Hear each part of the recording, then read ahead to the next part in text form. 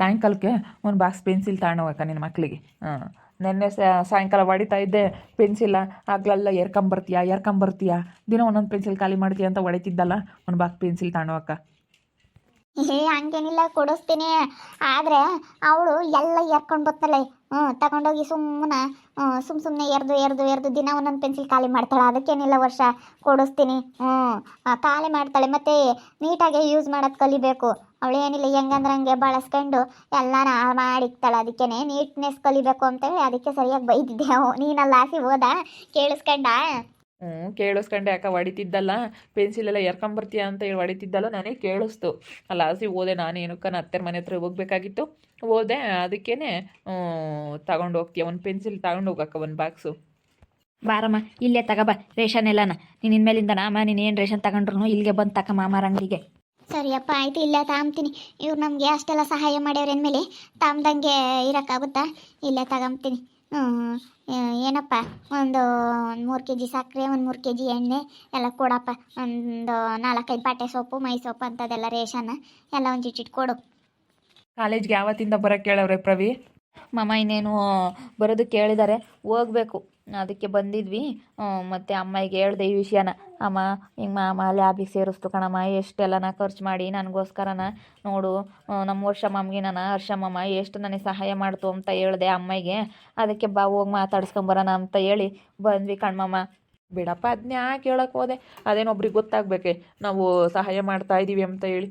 ಈಗ ನೀನು ಓದೋ ವಯಸ್ಸಿನಾಗ ಓದ್ಬೇಕು. ಇವಾಗ ನಾವು ಓದ್ತೀವಿ ಅಂದರೆ ಆಗಲ್ಲ, ಅದಕ್ಕೋಸ್ಕರನ ಓದ್ತೀಯ ಅಂತ ಹೇಳಿ. ಈಗ ನೀನು first P C second P C ಓದಿದ್ರೆ ಸುಮ್ಮನೆ ಅತ್ಲಾಗೆ ಇನ್ನು ಡಿಗ್ರಿಗೆಲ್ಲ ಹೋಗ್ಬೇಕಾಗುತ್ತೆ. ಅತ್ಲಲ್ಲಿ ಯಾವಾದರೂ ಮಾಡಿದ್ರು ಒಂದು 3-4 ವರ್ಷ ಲ್ಯಾಬ್ ಮಾಡ್ಕೊಂಡು 3 ವರ್ಷ ಐತೇನೋ, 3 ವರ್ಷ ಕಾಲೇಜ್ಗೆ ಹೋಗ್ಬಿಟ್ಟು ಆಮೇಲೆ ನೀನು ಏನಾದ್ರೂ ಕೆಲ್ಸಕ್ಕೆ ಹೋಗ್ಬೋದು ಪ್ರೈವೇಟಲ್ಲಿ.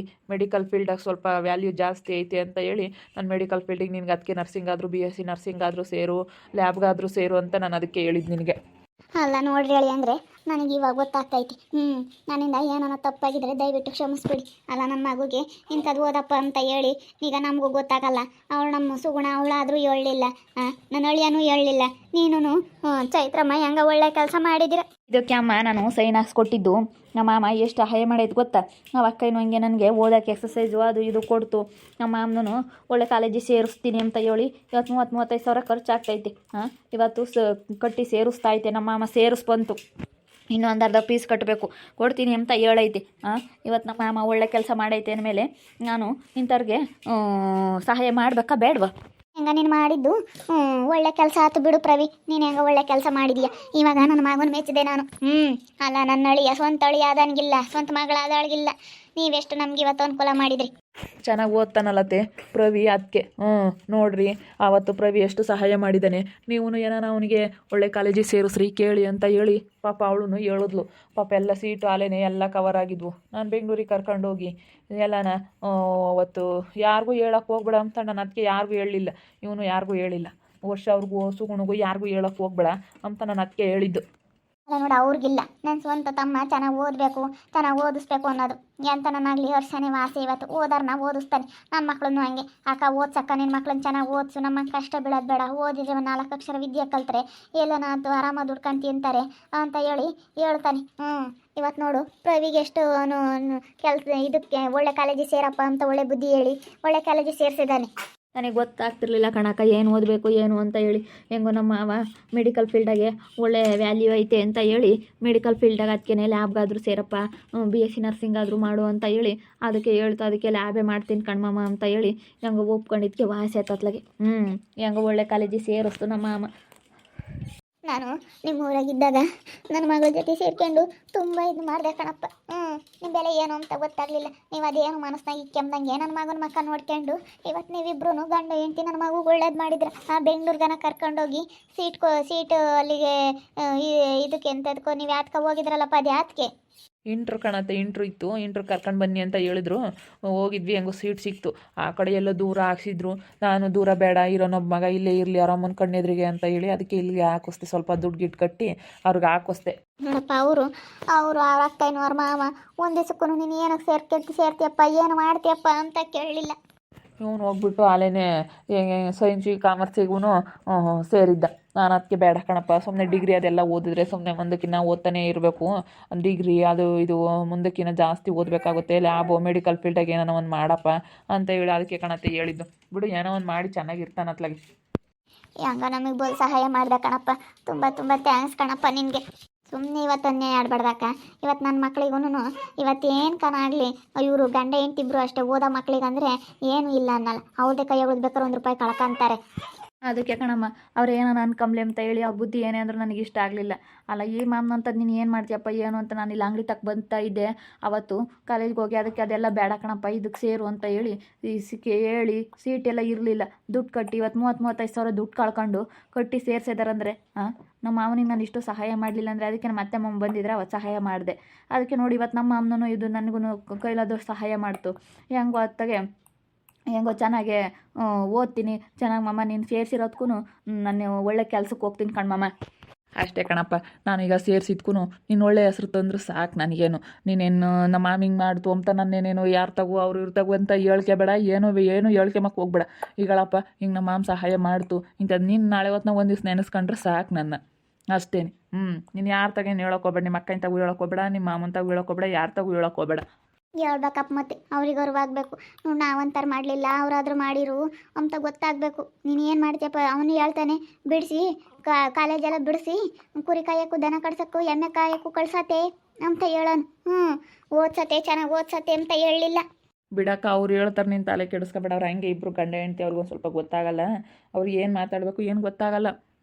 ಈಗ ಹೆಂಗೂ ಕಾಲೇಜಿಗೆ ಸೇರಿಸಿದ್ನಲ್ಲ, ನೀನು ಚೆನ್ನಾಗಿ ಓದಿ ಒಳ್ಳೆ ಕೆಲಸ ತಗೊಂಡು ನಿಮ್ಮ ಅಮ್ಮನ ಚೆನ್ನಾಗಿ ನೋಡ್ಕೊಳಪ್ಪ. ಈಗ ಇರೋನೊಬ್ಬ ಮಗ ನೀನು ಚೆನ್ನಾಗಿ ನೋಡ್ಕ, ಚೆನ್ನಾಗಿ ಓದು ಅಷ್ಟೇ. ಏನಪ್ಪ ಯಾರೋ ಬಂದಿದ್ದಾರೆ ನಿಮ್ಮ ಅಂಗಡಿ ಹತ್ರ? ಯಾರಿಲ್ಲ ಕಣ್ಣಣ್ಣ, ನಮ್ಮವ್ರೆ, ನನ್ನ ತಮ್ಮ ಇದ್ದಾರಲ್ಲ ಅವರು ಅತ್ತೆ ಇವರು.